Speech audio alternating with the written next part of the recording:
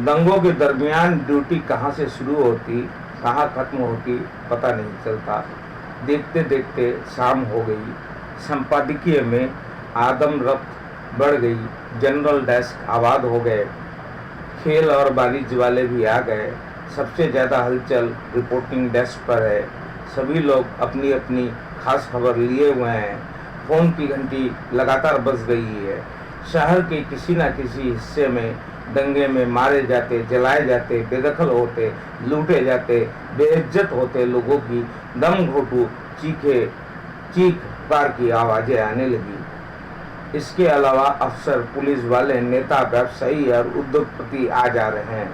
ताज्जुब की बात कि ज़्यादातर लोगों की दिलचस्पी इसमें है कि मारे जाने वालों में कितने हिंदू हैं और कितने मुसलमान। लोग इस कदर दीवाने हो गए हैं कि उन्हें बार बार यह जानना अच्छा लगता है कि हिंदू कैसे जवाब दे रहे हैं। वह डेस्क पर मशीन की तरह पेट छाटे में लगा हुआ है। खबरें तो सिर्फ दंगों की छपेंगी। जनरल डेस्क में से भी संपादित नहीं होती है। ऐसी खबरों की कापियाँ सीधे भाई जी के पास करेंगे। स्थानीय संपादक मौजूद हो, संवेदनशील खबरें वो भी देखेंगे। दंगों के अलावा पूरे अखबार में कुछ नहीं छपता। फिर भी उप संपादकों पर काम का बोझ कम नहीं है। भाई जी ने तो ज़्यादातर उप संपादकों को संवाददाताओं की मदद के लिए फील्ड पर लगाया हुआ है।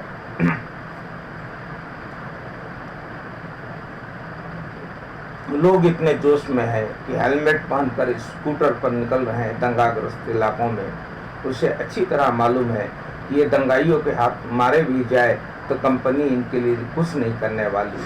शहादत की मुद्रा में काम करने वाले साथियों को भी यह सब मालूम है, पर भाई जी को खुश करने का मौका कौन छोड़े। जाहिर है खबरें या हिंदू हितों की लिखी जा रही है या फिर खबरें हिंदू हितों की बनाई जा रही है। मामूली वारदातों को बैनर की शक्ल देकर छापा जा रहा है। शहर में लगी आग में घी की सप्लाई करने में लगी हुई है खबरें। उसका तो ऐसे में दम घुटने लगा है। इस नरसंहार में उसके हाथ भी लाल हुए जाते हैं। ऐसा महसूस करने वाला अकेला वह नहीं है, कई साथी है। पर प्रतिद्वंदी अखबार भी सांप्रदायिकता को कैश करने पर तुला हुआ है। सूबे के सारे अखबार राममय हैं। स्थानीय छोटे छोटे अखबार पार्टी नेताओं के भड़काऊ पैम्फलेट में तब्दील होते जा रहे हैं, तो उर्दू अखबारों ने अलग बवाल मचाया हुआ है। मरने वालों की मनचाही अलग अलग संख्याएं छापी जा रही है। आगजनी लूटमार इलाकों को ह्यूमन स्टोरी के नाम पर रोंगटे खड़े करने वाले वाकये बयान किए जा रहे हैं। समूची खबरों की दुनिया ऐसी हो गई कि निहित स्वार्थ के अलावा कुछ नहीं है। जो अखबार संयमित हैं, दंगों को हवा नहीं देना चाहते, वे राष्ट्रीय हो या स्थानीय बेहद खराब हालत में हैं। दंगों की आड़ में जबरदस्त जंग सर्कुलेशन का छिड़ गया है। प्रोफेशन में रहना है तो खामोश यह सब बर्दाश्त करना होगा। सभी यही मानते हैं। विरोध तो दूर, आलोचना भी लोग इसलिए नहीं करना चाहते क्योंकि धंधे का हर तीसरा आदमी तीखे तेवर में पूछता है, जिस थाली में खाते हो उसी में छेद करते हो।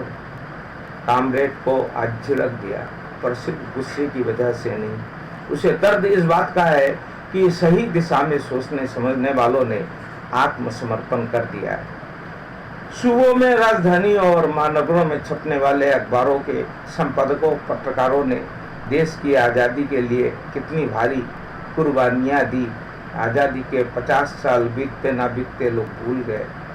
जो अखबार कल तक जनचेतना, जन आंदोलन और जनमत के प्रतीक थे, आज़ादी के बाद लोकतंत्र का चौथा खंभा बनकर वे रातों रात देश की एकता और अखंडता के लिए भी इस कदर खतरनाक हो गए।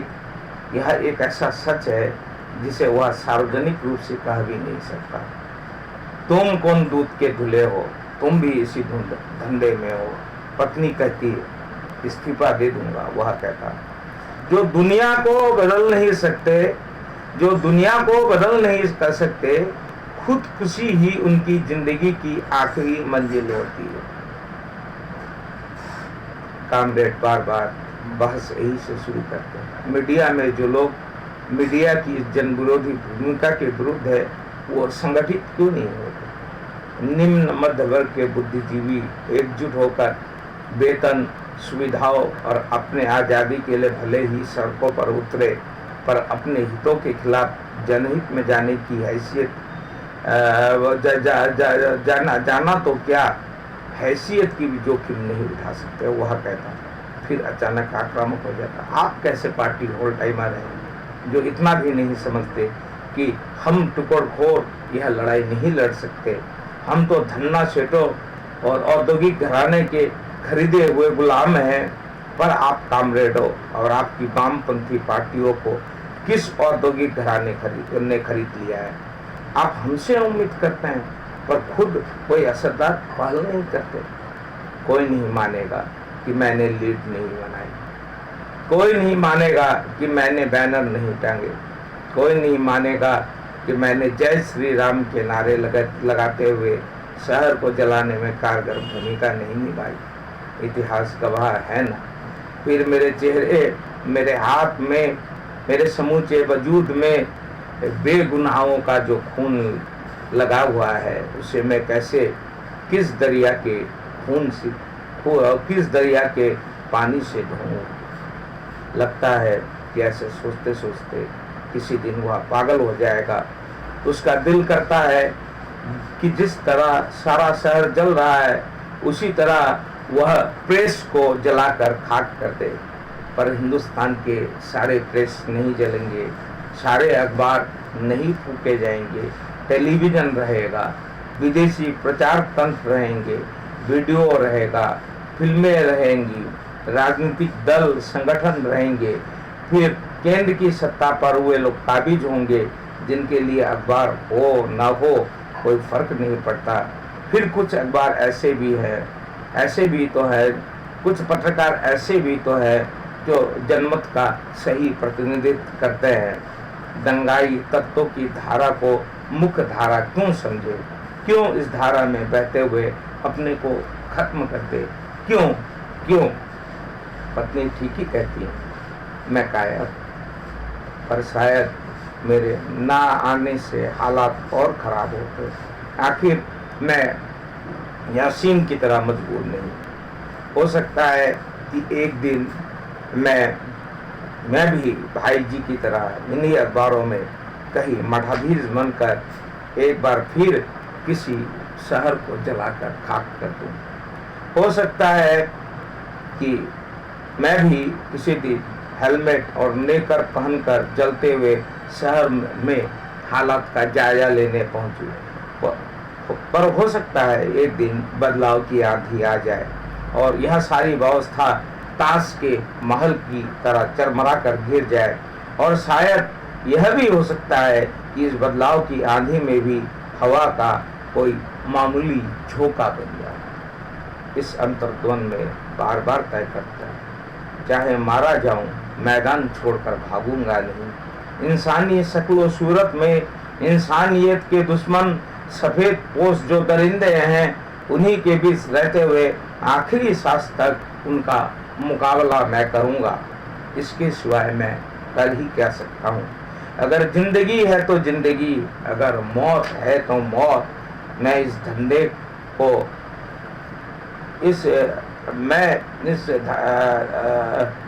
मैं इस धंधे का हूँ जो निश्चय ही दंगाइयों का नहीं है। मार दिया, कल से उनके अखबार का बायकॉट हो जाएगा। हिंदू अब हमारा अखबार ही पढ़ेंगे। पार्टी ने फैसला कर दिया है। वही हेलमेट, वही नेकर, वही लाठी। भाई जी युद्ध जीत कर आए सेनापति की तरह संपादकीय के बीचों बीच खड़े थे। कई लोग उत्तेजित उन्हें घेरे हुए थे। जोशी ने कहा, भाई जी क्या अब अखबार में सिर्फ हिंदू, क्या अब अखबार भी सिर्फ हिंदुओं या मुसलमानों के होंगे? जोशी नया नया भर्ती हुआ है, प्रशिक्षु हुआ है, 20 साल की उम्र भी नहीं है उसकी। 2 राष्ट्रों का सिद्धांत उन्हीं के रहनुमाओं ने चलाया था। भाई जी जो 2 राष्ट्र के सिद्धांत मानते थे वो पाकिस्तान चले गए। जो यही है वो 2 राष्ट्र के सिद्धांत नहीं मानते, वे हैं हिंदू राष्ट्र के समर्थक। आपके पार्टी के लोग हैं, उसने कह दिया आगे। मैं आपसे बहस नहीं करना चाहता। आपको ये बातें करनी है तो मुसलमानों के बीच जाकर रहे। क्या मुसलमान इंसान नहीं होते? आपकी इंसानियत कहाँ चली जाती है?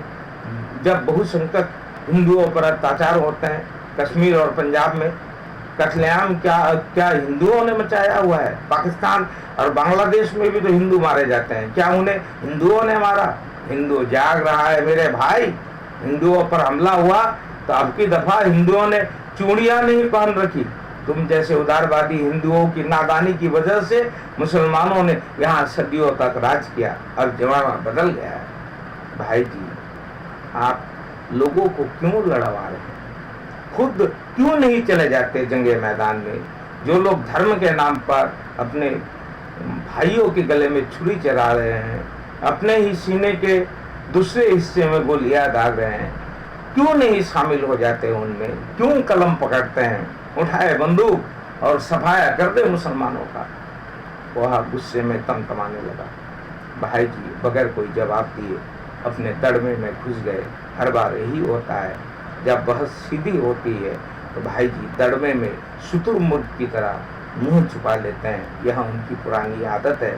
फिर मोर्चा संभाल लेते हैं उनके चमचे। चमचा नंबर 1 बिल्लू जी बोले, आप वामपंथियों ने कांग्रेस के अल्पसंख्यक तुष्टीकरण का रास्ता अपनाकर देश का बंटाधार कर दिया।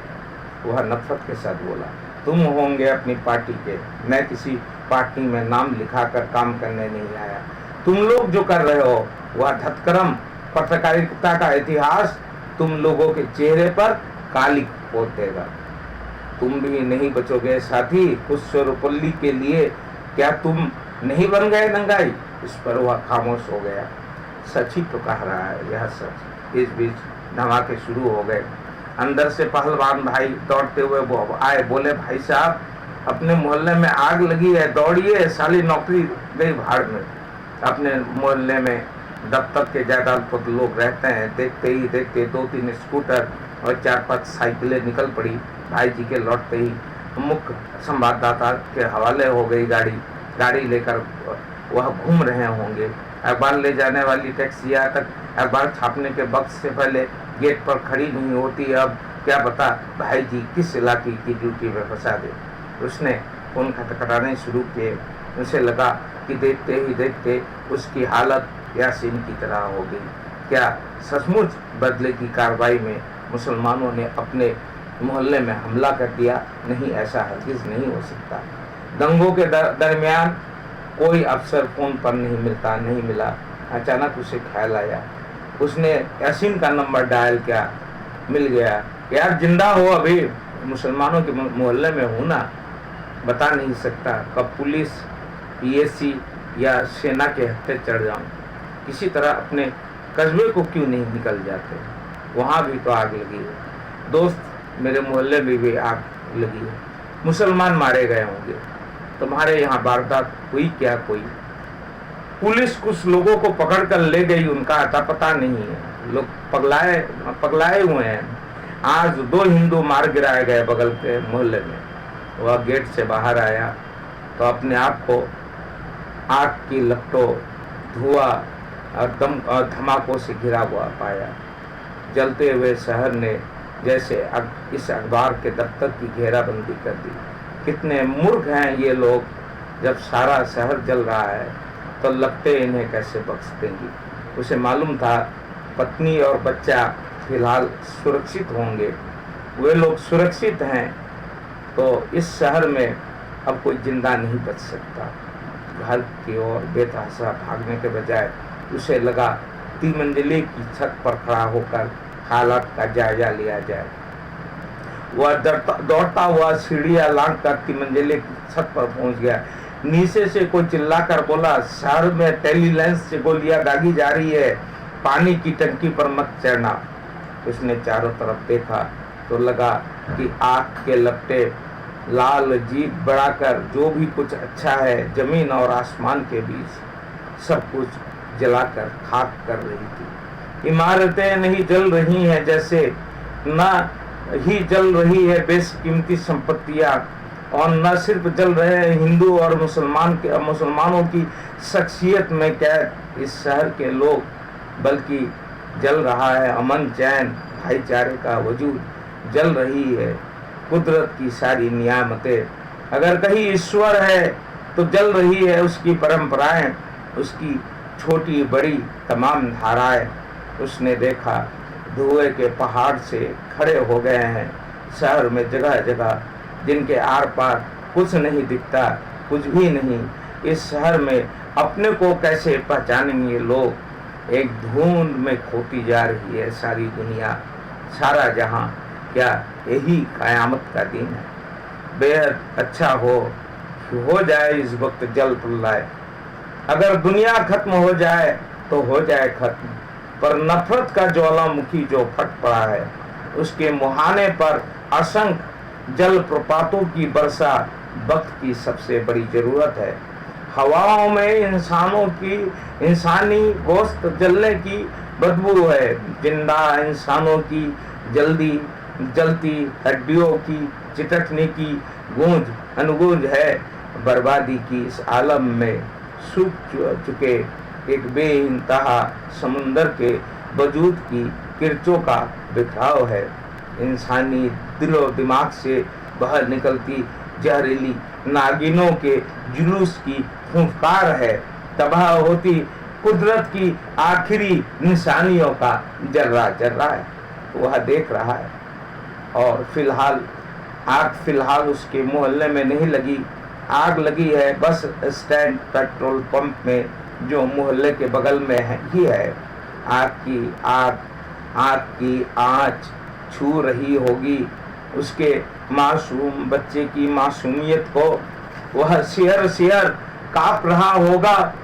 जिस ईश्वर की ये बातें करते हैं वह इन्हीं बच्चों में ही तो होता होगा।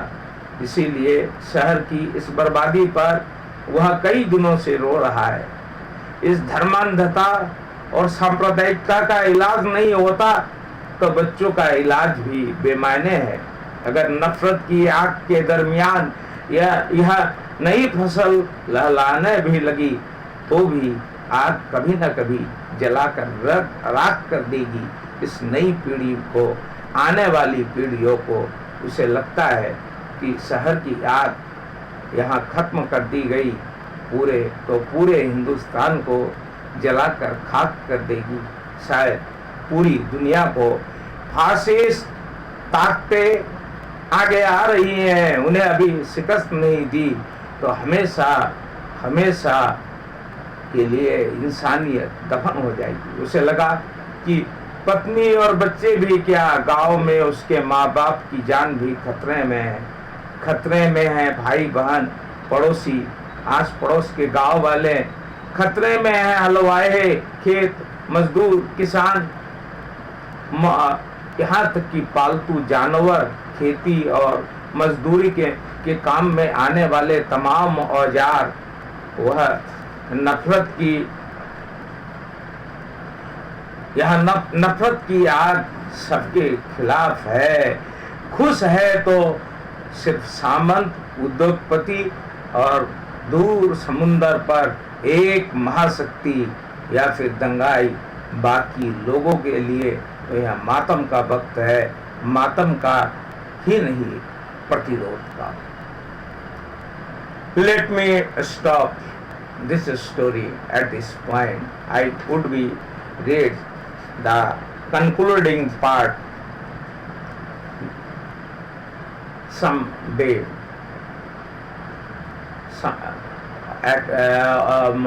yet another day.